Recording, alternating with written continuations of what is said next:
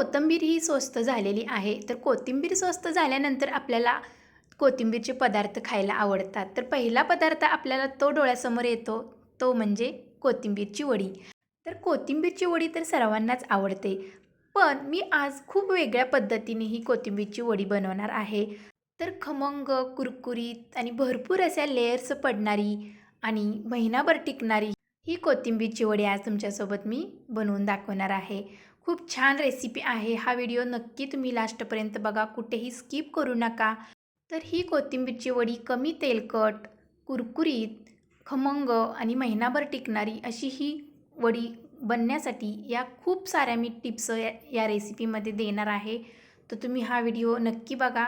चला तर मग आता आपण रेसिपीला सुरुवात करूया. तर इथे मी एक कोथिंबीरची गड्डी स्वच्छ निवडून, धुवून आणि पाणी सुकवून घेतलेली आहे.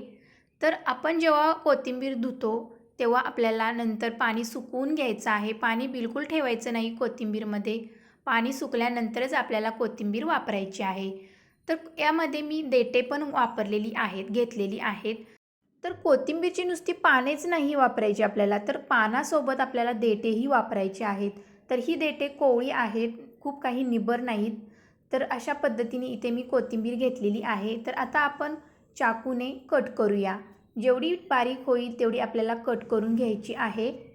तर देठे जर वापरली तुम्ही कोथिंबीरच्या वडीमध्ये, तर कोथिंबीरची वडी खूप टेस्टी लागते. नुसत्या पानाचा वापर करू नका, कारण की देठामध्ये खूप जीवनसत्व असतात. म्हणून पानांसोबत आपल्याला कोवळी देठेही इथे वापरायची आहेत. तर अशा पद्धतीने आपण पूर्ण कोथिंबीर अशी बारीक कट करून घेऊया. तर ही कोथिंबीरची वडी खूप छान खमंग बनणार आहे. तर प्रत्येक वेळी आपण एकच पद्धत वापरून कोथिंबीरची वडी बनवतो. पीठ मळायचं, त्याची रोल करायचे आणि वाफवून नंतर ते तळायचे. तर तसे मी आज न करता जरा वेगळा लूक मी या रेसिपीमध्ये दिलेला आहे. तर हा व्हिडिओ तुम्ही नक्की बघा, कुठेही स्किप करू नका. तर अशा पद्धतीने इथे आपली कोथिंबीर कट करून झालेली आहे. तर एका मोठ्या डिशमध्ये मी काढून घेतलेली आहे कोथिंबीर. तर आता मिक्सरचं भांडं घेतलेलं आहे आणि भरपूर असा लसूण घेतलेला आहे. तर लसूण आणि हिरवी मिरचीचा वापर भरपूर करावा, जेणेकरून कोथिंबीरची वडी खूप टेस्टी बनेल. आणि हिरव्या मिरच्या इथे घेतलेल्या आहेत. तर नंतर इथे मी अर्धा चमचे जिरे घालत आहे. तर जिरे इथे आपल्याला थोडेच वापरायचे आहेत. नंतर मी जिरे पूड पण वापरणार आहे, जेव्हा आपण पीठ मळेल तेव्हा. तर आता याची पेस्ट बनवून घेऊया. तर अशा पद्धतीने इथे आपण पेस्ट बनवून घेतलेली आहे मिरचीची. तर आता आपण कोथिंबीरचं पीठ मळून घेऊया. तर इथे मी 1 कप बेसन घेतलेलं आहे. तर इथे मी वेगळं पीठ जे मी वापरणार आहे, ते पीठ मी इथे घेतलेलं आहे गव्हाचं. तर गव्हाचं पीठ घेतलेलं आहे 1 वाटी आणि अर्धी वाटी तांदळाचं पीठ घेतलेलं आहे.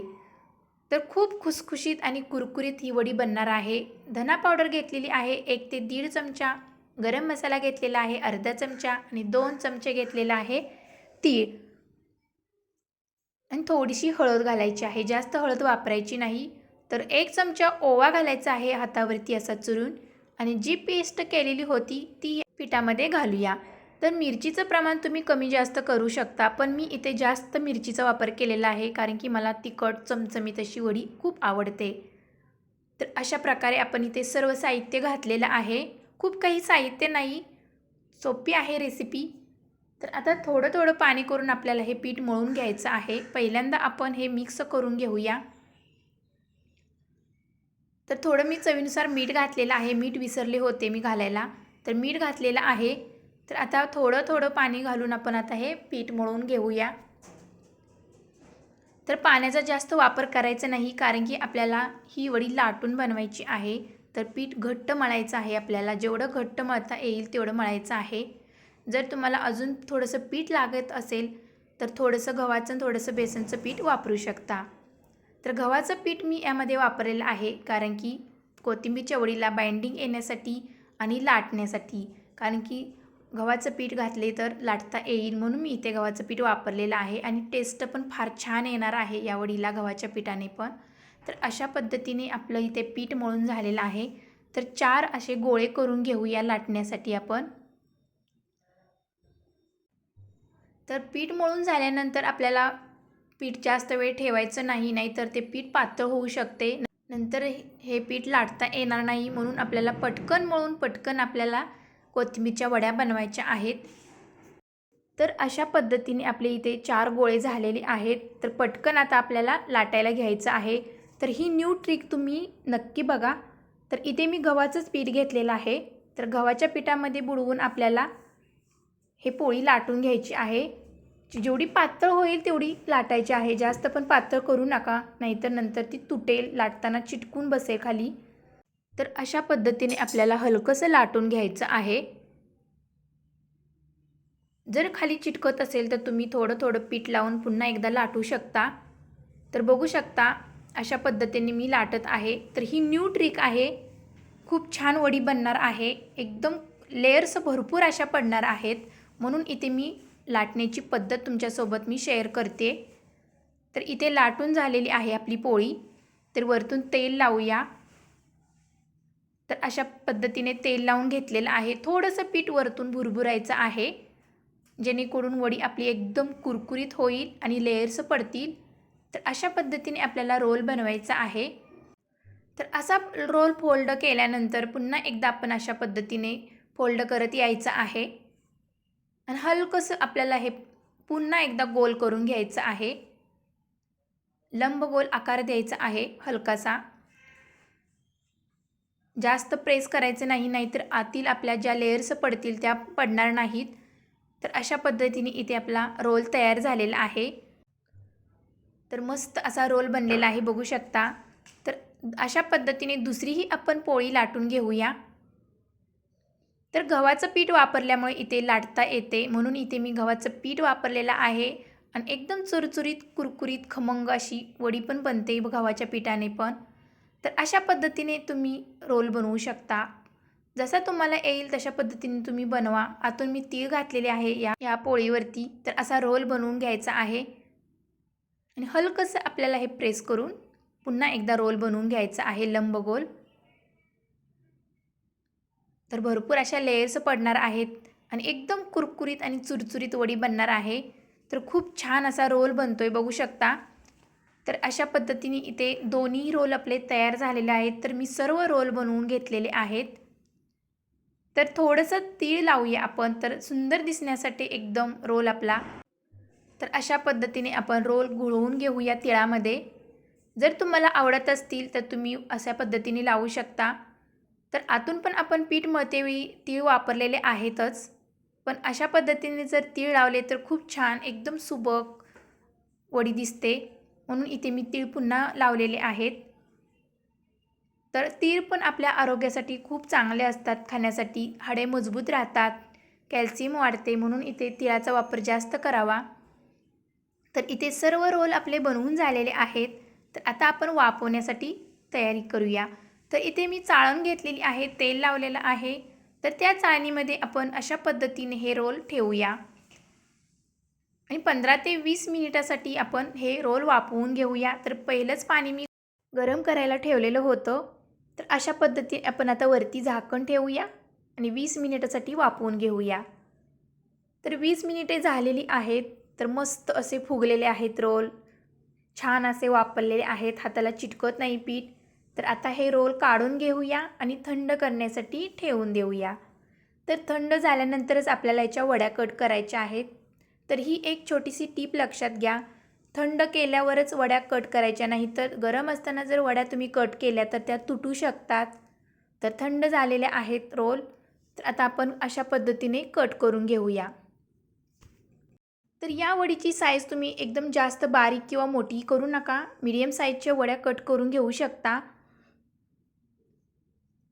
तर अशा पद्धतीने इथे आपले सर्व रोल कट मस्त होत आहेत. तर कारण की छान पीठ वापरलेलं आहे, छान रोल वापरलेले आहेत आपले. तर तेलही इकडे गरम झालेलं आहे. तर इथे मी थोड्या प्रमाणातच वड्या तळून घेणार आहेत, बाकीच्या मी तशाच ठेवणार आहे, नंतर मी तळून घेणार आहे. तर तेल छान गरम झालेलं आहे. तर एक छोटीशी टीप लक्षात घ्या, जेव्हा आपण कोणताही पदार्थ तळतेवेळी पदार्थ तेलामध्ये घालतो तेव्हा तेल गरम असायला हवे. जर तेल जास्त गरम नसेल तर तेलकट जास्त होतात पदार्थ. तर अशा पद्धतीने जर गरम तेलामध्ये पटकन वड्या सोडल्या तर तेल जास्त पीत नाहीत, वड्या कुरकुरीत बनतात. कमी तेलकट बनतात, म्हणून तेल गरम झाल्यानंतरच तुम्ही वड्या तळू शकता. तर 2 ते 3 मिनिटांमध्ये आपल्या छान अशा खरपूस वड्या तळून होतात. तर बघू शकता कलर चेंज झालेला आहे. तर लेयर्स पडायला सुरुवात झालेली आहे वड्यांना. तर कमी तेलकट होतात या वड्या अशा पद्धतीने जर तुम्ही केल्या तर लाटून आणि गव्हाचं पीठ वापरून. तर लेयर्स किती छान पडत आहेत बघू शकता. तर घशात अडकतात. आपण ज्या रेग्युलर वड्या बनवतो, नुसता रोल बनवायचा आणि वाफवायचा, तशा त्या जेव्हा आपण थंड झाल्यानंतर वड्या खातो, तर त्या वड्या आपल्या घशामध्ये अडकतात. तर ह्या वड्या जर तुम्ही थंड झाल्या तरी अशाच 15 ते 20 दिवस किंवा महिनाभर जरी ठेवल्या, तर या वड्या नरम पडत नाहीत आणि खाताना कुरकुरीत लागतात आणि घशामध्ये अडकत नाहीत. तर अशा पद्धतीने आपल्या वड्या पहिल्या तळून झालेल्या आहेत. आता दुसऱ्याही वड्या मस्त अशा खमंग आणि कुरकुरीत तळून घेऊया. तर या वड्या मस्त अशा तळून झालेल्या आहेत सर्व. तर मी एका टिश्यू पेपरवरती काढून घेते. तर इथे सर्व आपल्या वड्या तळून झालेल्या आहेत. तर बघू शकता कलर पण किती मस्त आलेला आहे. तर क्रिस्पी एकदम झालेल्या आहेत. लेयर्स पण भरपूर पडलेल्या आहेत. तर जवळून तुम्हाला मी वडी दाखवते. बघू शकता तुम्ही. तर रेग्युलर आपण ज्या वड्या बनवतो तशा झालेल्या नाहीत बिलकुल. तर खूप छान जाळीदार अशा वड्या बनलेल्या आहेत. कमी तेलकट झालेल्या आहेत. तर हाताला बिलकुल तेल लागत नाही. तर या अशा छोट्या छोट्या टिप्स वापरून जर तुम्ही वड्या बनवल्या तर तेलकट होणार नाहीत, कुरकुरीत होतील. तर ही लाटून बनवायची पद्धत तुम्ही नक्की ट्राय करा आणि रोल बनवून वाफवा आणि वड्या तळा. खूप छान लागते.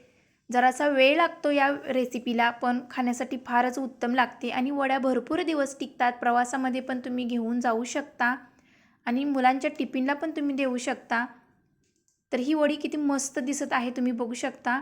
तर तुम्हाला मी एक वडी तोडून दाखवते की किती आतून मस्त अशी झालेली आहे बघू शकता. आतून लेयर्स पण सुटलेल्या आहेत आणि एकदम चुरचुरीत झालेली आहे, कमी तेलकट. तर ही वडी बिलकुल घशात अडकत नाही.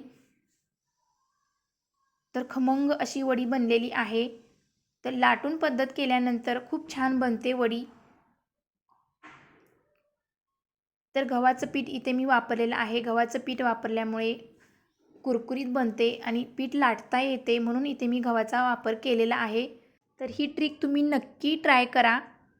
तर अशा पद्धतीने मी लाटून कोथिंबीरची वडी तुमच्यासोबत शेअर केलेली आहे. तर तुम्हाला ही कशी वाटली? आणि जर तुम्हाला ही रेसिपी आवडली असेल तर तुम्ही ही घरी नक्की ट्राय करा आणि कमेंटमध्ये कशी झाली तेही मला तुम्ही सांगा. तर आता आपण एका डिशमध्ये मस्त अशी सर्व करूया. तर कलर पण किती मस्त आलेला आहे वडीला बघू शकता. जशा आपण अळूच्या वड्या बनवतो तशाच सेम झालेल्या आहेत. तर वाटणारही नाही की ही कोथिंबीरची वडी आहे. तर अळूच्या वडीसारखी ही वडी दिसत आहे आणि खाताना बिलकुल कशात अडकणार नाही. तर खमंग अशा पद्धतीने वड्या बनवलेल्या आहेत.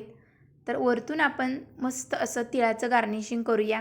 तर या वडीमध्ये मी तिळाचा वापर कायम जास्त करते. अळूची वडी असो किंवा कोथिंबीरची वडी असो, मला तिळाचा वापर अशा वड्यामध्ये खूप आवडतो करायला आणि खायला पण. तर इथे आपल्या मस्त अशा खमंग, कमी तेलकट, महिनाभर टिकणाऱ्या कुरकुरीत कोथिंबीरच्या वड्या तयार झालेल्या आहेत. तर ही रेसिपी नक्की ट्राय करा.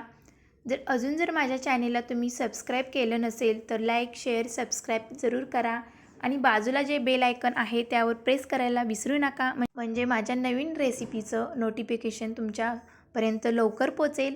याआधीही मी भरपूर अशा कोथिंबीरच्या वड्यांची रेसिपी तुमच्यासोबत शेअर केलेली आहे. त्याची लिंक मी खाली डिस्क्रिप्शन बॉक्समध्ये दिलेली आहे. तिथे तुम्ही जाऊन चेक करू शकता. तर चला तर मग आता आपण भेटूया पुढच्या रेसिपीमध्ये. तोपर्यंत मस्त खा आणि स्वस्त रहा. Bye bye.